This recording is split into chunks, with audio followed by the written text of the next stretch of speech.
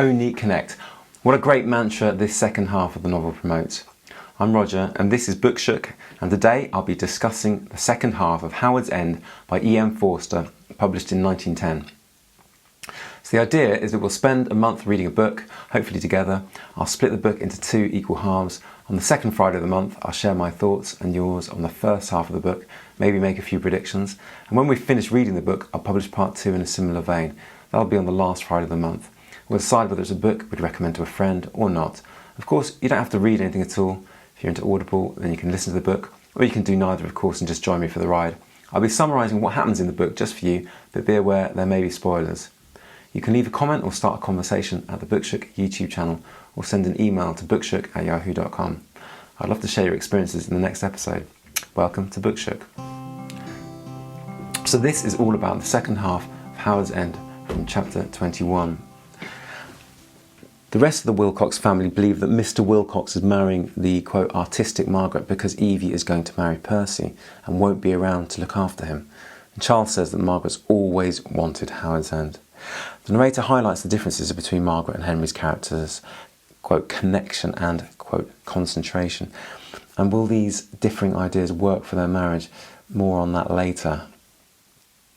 Mr. Wilcox, after learning that Leonard Bast has secured a less well-paid job, says that actually his company was fine, and this angers the sisters greatly.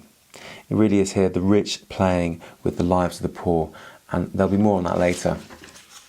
Margaret goes to the offices of her husband, to be Henry, and they arrange to travel to Howard's End. She loves the house and the wych elm which dominates the garden. They're all at Howard's End, and Charles brews that his inheritance is going to be split between many people. He's not fond of Margaret. Quote, that woman means mischief.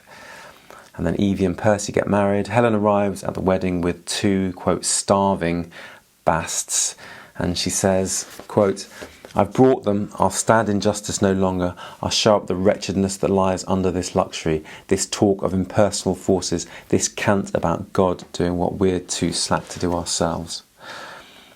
Margaret agrees to use her, quote, influence to persuade Mr. Wilcox to employ Mr. Bast. Quote, it was the reward of her tact and devotion through the day. Now she understood why some women prefer influence to rights. Mrs. Plinlimmon, when condemning suffragettes, had said, the woman who can't influence her husband to vote the way she wants ought to be ashamed of herself. Margaret had winced, but she was influencing Henry now, and though pleased at her little victory, she knew that she had won it by the methods of the harem. What old-fashioned thinking. Now when Henry sees Mrs. Bast, she seems to recognise him, and calls him, quote, hen.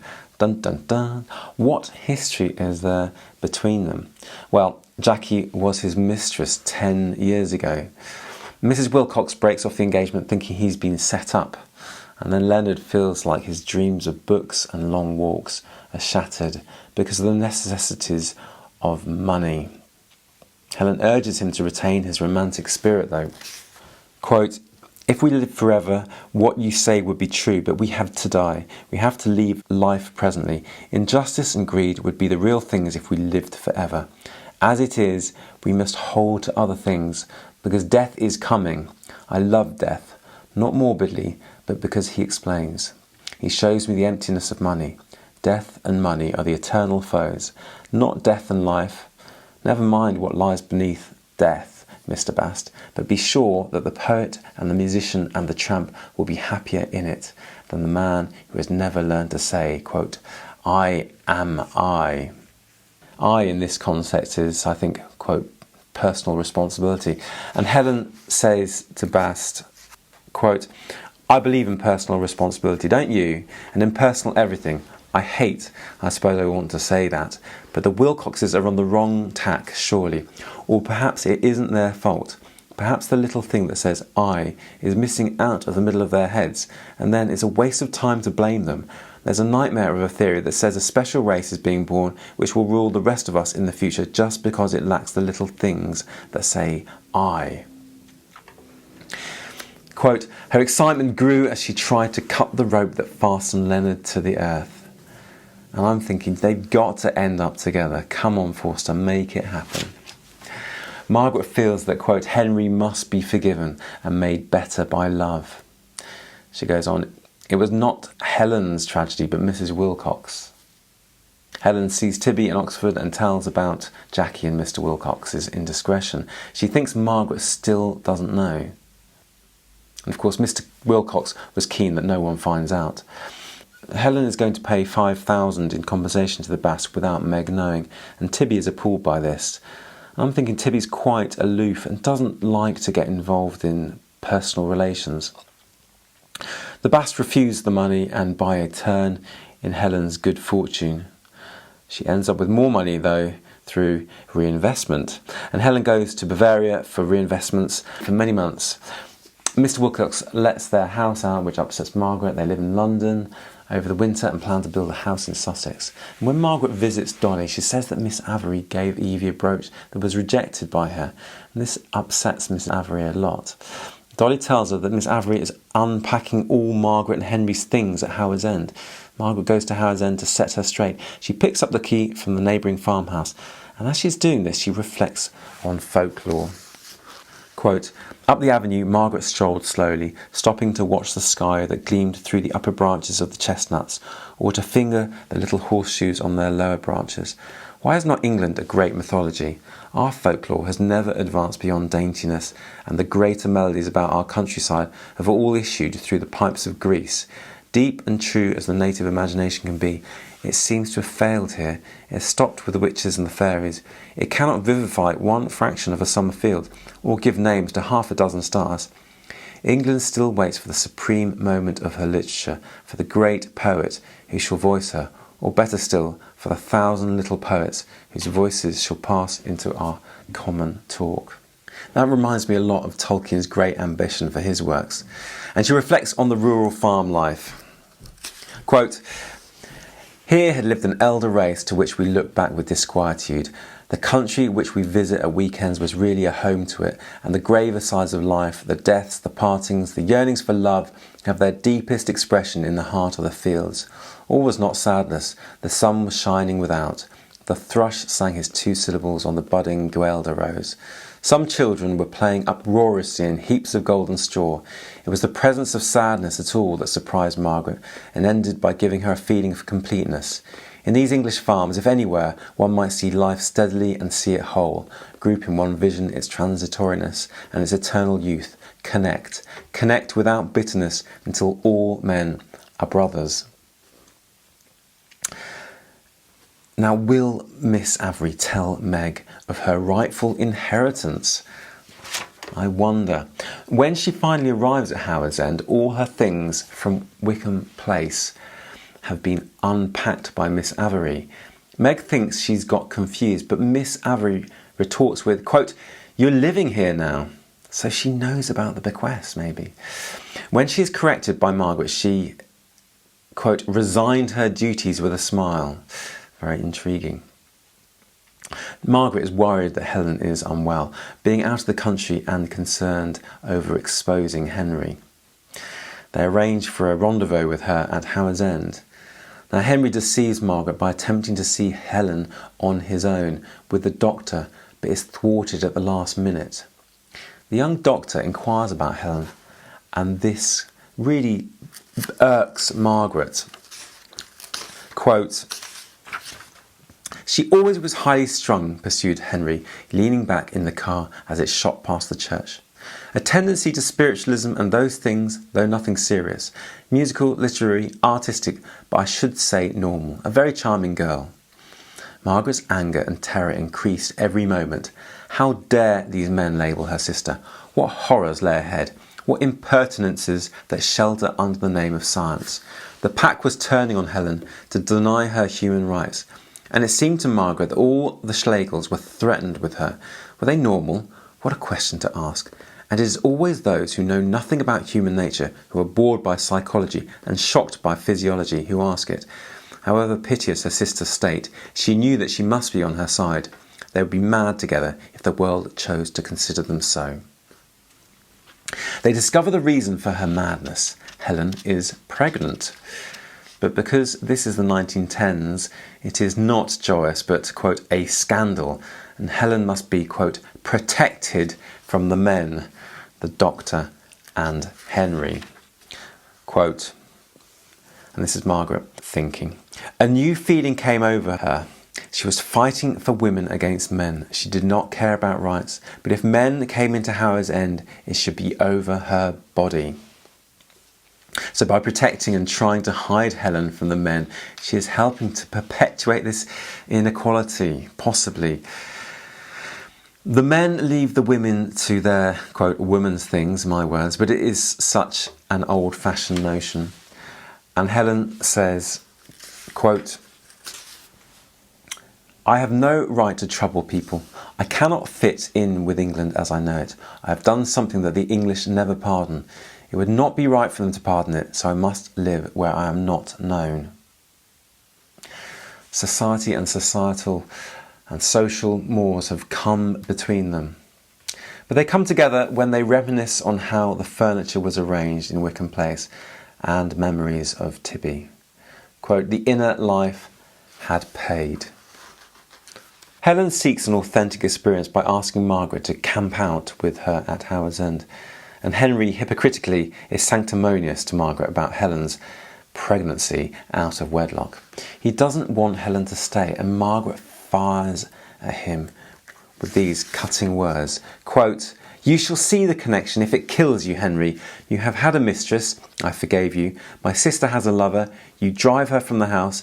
Do you see the connection? Stupid, hypocritical, cruel, oh, contemptible. A man who insults his wife when she's alive and cants with her memory when she's dead. A man who ruins a woman for his pleasure and casts her off to ruin other men and gives bad financial advice and then says he is not responsible. I've had enough of your unweeded kindness. I've spoilt you long enough. All your life you've been spoilt. Mrs. Wilcox spoiled you. No one has ever told you what you are. Muddled, criminally muddled. Men like you use repentance as a blind, so don't repent. Only say to yourself, what Helen has done, I've done. Quite right. Whoop. Go, Meg. Show him some home truths. That's definitely a punch to the air moment. And when he retaliates with, quote, it's different, she says, in what way different? You have betrayed Mrs. Wilcox, Helen only herself. You remain in society, Helen can't. You have had only pleasure, she may die. You have the insolence to talk to me of differences, Henry. Now, Tibby and Charles are at Ducie Street. Charles interrogates him, and Tibby accidentally reveals Bass's name. Charles assumes Leonard is the baby's father. Tibby is so airheaded that he doesn't deny it. They have their night together, and Leonard is the father. Margaret muses, quote, how incomprehensible that Leonard Bass should have won her this night of peace. Was he also part of Mrs. Wilcox's mind? The narrator describes how the dalliance at Oniton came about. Leonard had been, quote, to her as a man apart, isolated from the world, a real man who cared for adventure and beauty, who desired to live decently and pay his way, who could have travelled more gloriously through life than the juggernaut car that was crushing him. Memories of Evie's wedding had warped her. The starched servants, the yards of uneaten food, the rustle of overdressed women, motor cars oozing grease on the gravel, rubbish from a pretentious band. She had tasted the lees of this on her arrival. In the darkness after failure, they intoxicated her. She and the victim seemed alone in a world of unreality, and she loved him absolutely, perhaps for half an hour. Remember that he refused 5,000 in charity from Helen.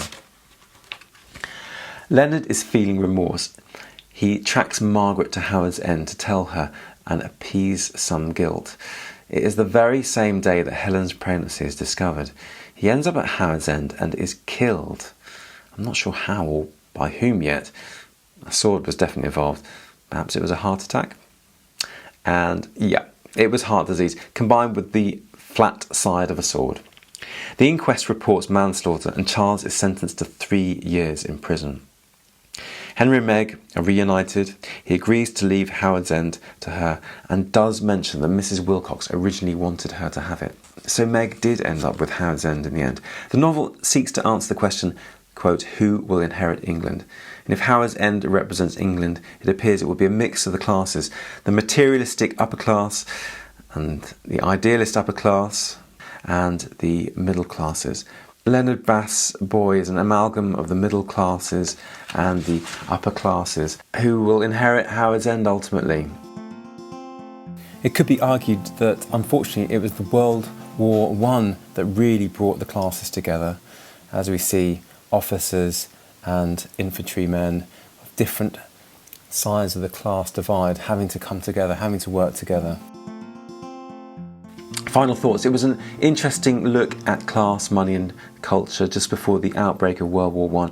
Some very powerful writing and some lovely details and psychologising on what makes the different classes tick. I definitely recommend it to someone interested in sociological history and the idea of class struggle. So there's many interesting ideas to come out of the book. The idea of connections. Margaret wants Mr. Wilcox or Henry to make connections in the world. Quote, Margaret greeted her lord with peculiar tenderness on the morrow. Mature as he was, she might yet be able to help him to the building of the Rainbow Bridge. Quote, she would only point out the salvation that was latent in his own soul and in the soul of every man. Only connect, that was the whole of her sermon.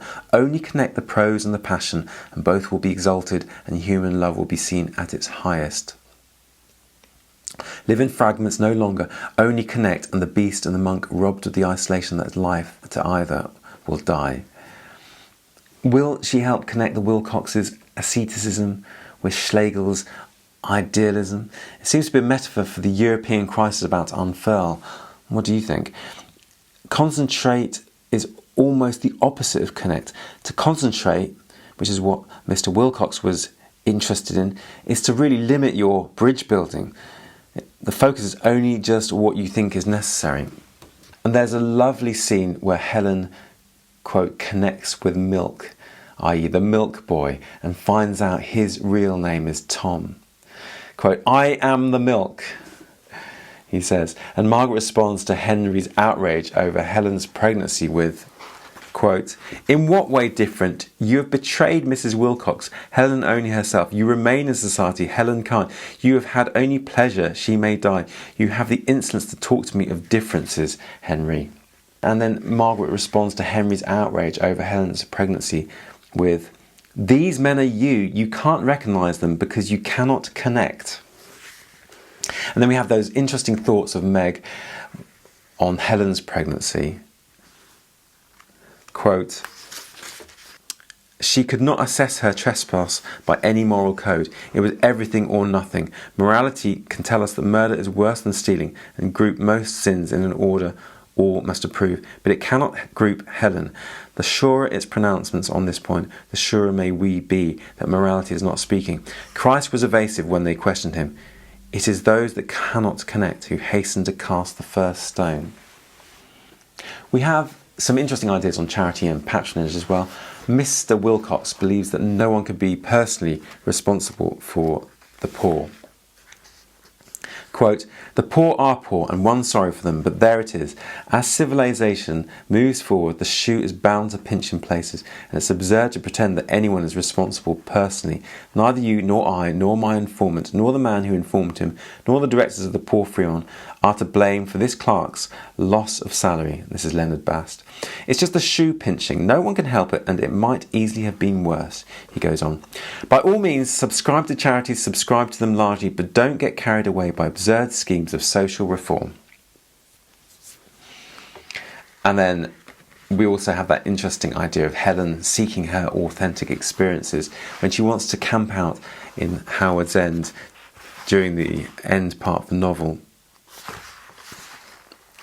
Quote, we know this is our house because it feels ours. Oh, they may take the title deeds and the door keys, but for this one night we are at home. We also have interesting idea of this idea of halfway between kind of yin-yang dialectical fights and sort of stoicism. When Helen and Margaret are chatting just after the proposal, we have that quote, She felt that there was something a little unbalanced in the mind that so readily shreds the visible. The businessman who assumes that this life is everything and the mystic who asserts that it is nothing fail on this side and on that to hit the truth. Yes, I see, dear, it's about halfway between, Aunt Julie had hazarded in earlier years. No, truth, being alive, was not halfway between anything. It was only to be found by continuous excursions into either realm. And though proportion is the final secret to espouse, it at the outset is to ensure sterility. So the best course in life isn't the middle way to Margaret, a stoic path, but to dip into both extremes to get the full experiences. And then when Margaret first enters Howard End, she thinks of, quote, the map of Africa, of empires, of her father, of the two supreme nations, streams of whose life warmed her blood, but mingling had cooled her brain. She paced back into the hall, and as she did so, the house reverberated.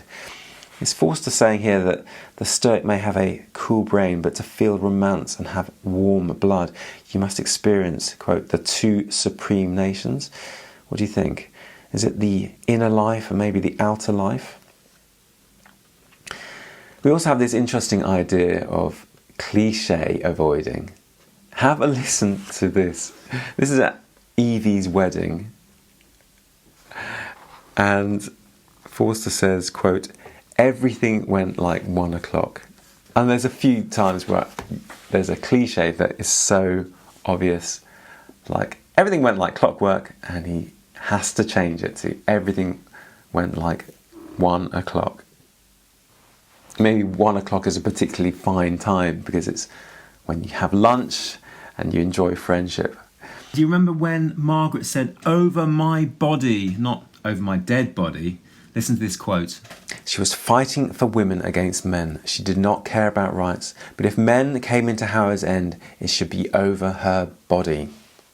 We also have this idea of coincidences, that Jackie and Mr. Wilcox were lovers. What are the chances? And Mr. Bast was introduced at a concert quite randomly. And then we have the Wilcoxes moving into Wickham Mansions opposite Wickham Place. Is this Forster saying, look, literature is artifice, now get over it? Possibly. What do you think about these coincidences? Do you have any thoughts? There's some interesting ideas about feminism. Margaret acts against the wishes of her, quote, man when she leaves the car during the cat running over incident on the way to the wedding. We also have some problematic sexism. Close narrator of Mr. Wilcox states, man is for war, woman for the recreation of the warrior, but he does not dislike it if she makes a show of fight. She cannot win in a real battle, having no muscles, only nerves. Nerves make her jump out of a moving motor car. And then we've got the idea of having a baby out of wedlock. Quote, I've no right to trouble people. I cannot fit in with England as I know it. I've done something that the English never pardon. It would not be right for them to pardon it, so I must live where I'm not known. Unbelievable. There's a beautiful description of spring as an idea. What a wonderful bucolic description when Margaret is at Miss Avery's farmhouse. Listen to this. Quote, it was quicker to go out by the back door, and after due explanations they went out by it. The niece was now mortified by innumerable chickens who rushed up to her feet for food, and by a shameless maternal sow. She did not know what animals were coming to, but her gentility withered at the touch of the sweet air. The wind was rising, scattering the straw and ruffling the tails of the ducks as they floated in families over Evie's pendant. One of those delicious gales of spring in which leaves still in bud seemed to rustle, swept over the land, and then fell silent. Georgie, sang the thrush. Cuckoo came furtively from the cliff of pine trees. Georgie, pretty Georgie, and the other birds joined in with nonsense. The hedge was a half-painted picture which would be finished in a few days. Celandines grew on its banks, lords and ladies and primroses in the defended hollows. The wild rose bushes, still bearing their withered hips, showed also the promise of blossom. Spring had come, clad in no classical garb, yet fairer than all springs, fairer even than she who walks through the myrtles of Tuscany with the graces before her and the sapphire behind. What a wonderful description, possibly rose-tinted. We've got an interesting idea of typecasting. We've got Margaret's view of Monica, Do you remember this? Quote, Margaret guessed at Monica's type, Italiano Inglesiato. They had named it, the crude feminist of the South, whom one respects but avoids. And Helen had turned to it in her need. And then we have houses being like human beings, such animism here. And, quote, houses have their own ways of dying, falling as variously as the generations of men, some with a tragic roar, some quietly, but to an afterlife in the city of ghosts, while from others, and thus was the death of Wickham Place, the spirit slips before the body perishes. It had decayed in the spring, disintegrating the girls more than they knew, and causing either to accost unfamiliar regions. By September it was a corpse, void of emotion and scarcely hallowed by the memories of 30 years of happiness. Through its round-topped doorway passed furniture and pictures and books, until the last room was gutted and the last van had rumbled away. It stood for a week or two longer, open-eyed, as if astonished at its own emptiness. Then it fell. Navvies came and spilt it back into the grey. With their muscles and their beery good temper, they were not the worst of undertakers for a house which had always been human and had not mistaken culture for an end. I'd like to talk a little bit now about July's book, Gravity's Rainbow by Thomas Pynchon. Published in 1973. If you're reading alongside, I'll be reading up to page 455. I've read The Crying of Lot 49, also by Thomas Pynchon, and I quite enjoyed his academic and unusual style, so I'm looking forward to giving this one a try. Here is the first few pages. A screaming comes across the sky. It has happened before, but there is nothing to compare it to now. It is too late. The evacuation still proceeds, but it's all theatre. There are no lights inside the cars, no light anywhere. Above him lift girders old as an iron queen, and glass somewhere far above that would let the light of day through. But it's night. He is afraid of the way the glass will fall. Soon. It will be a spectacle, the fall of a crystal palace. But coming down in total blackout, without one glint of light, only great invisible crashing. Inside the carriage, which is built on several levels, he sits in velveteen darkness, with nothing to smoke, feeling metal nearer and farther rub and connect, steam escaping in puffs, a vibration in the carriage's frame, a poising, an uneasiness, all the others pressed in around, feeble ones, second sheep, all out of luck and time, drunks, old veterans still in shock from an ordnance 20 years obsolete, hustlers in city clothes, derelicts, exhausted women and more children than it seems could belong to anyone, stacked about among the rest of the things to be carried out to salvation. Only the nearer faces are visible at all, and of that only as half-silvered images. In a viewfinder, green-stained VIP faces remembered behind bulletproof windows speeding through the city. They have begun to move. They pass in line, out of the main station, out of downtown, and begin pushing into older and more desolate parts of the city. Is this the way out? Faces turn to the windows, but no one dares ask, not out loud. Rain comes down. No, this is not a disentanglement from, but a progressive knotting into. They go in under archways, secret entrances of rotted concrete that only looked like loops of an underpass. Certain trestles of blackened wood have moved slowly by overhead, and the smell has begun of coal from days far to the past. Smells of naphtha winters, of Sundays when no traffic came through, of the coral-like and mysteriously vital growth around the blind curves and out the lonely spurs.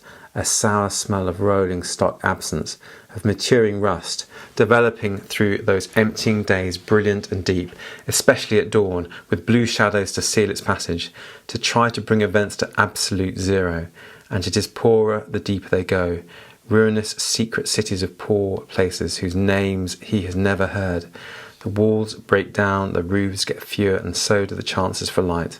The road, which ought to be opening out into a broader highway, instead has been getting narrower, more broken, cornering tighter and tighter, until all at once, much too soon, they are under the final arch. Brakes grab and spring terribly. It is a judgment from which there is no appeal. Wow. What an interesting opening. So, evacuation, a screaming coming across the sky. I'm guessing this must be something to do with a rocket, and I know it's based on the experiences of World War II. I'm interested to find out who the narrator is there. Really good stuff. Looking forward to this one, Gravity's Rainbow. It's quite a hefty book, so we've got 5 weeks to read it. No problem at all. Anyway, thanks very much for listening. If you have any questions or comments, I'd love to hear them. The email is bookshook@yahoo.com, or you can leave a comment on the Bookshook YouTube channel. And if you want to recommend a future book to read together, do let me know. I look forward to discussing the first part of Gravity's Rainbow by Thomas Pynchon at the next episode of Bookshook on the second Friday of July. That is the 8th, so see you then.